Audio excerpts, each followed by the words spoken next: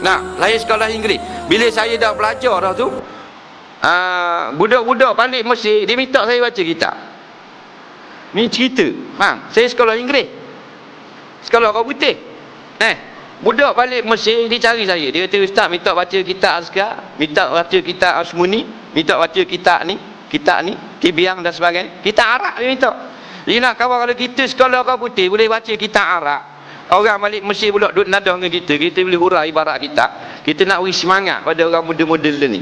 Bang, bermakna benda ni semua menjadi mudah. Majada wajada. Barang siapa yang bersungguh-sungguh, adanya bukan wajib, dia akan mendapat. Jadi kalau kita baru umur 30, 40, barang yang boleh jadi pandai. Kesungguhan. Nampak? Sebab tok guru kita yang ada dalam Malaysia ni, bukan dia mari dengar gini, dengar angguk. Lepas tu jadi ulama. Dah. Dia belajar suku benar. Nah, beradang benar, bagi beradang bersungguh-sungguh. Hafal nahwu, hafal kaedah, hafal tu, hafal ni.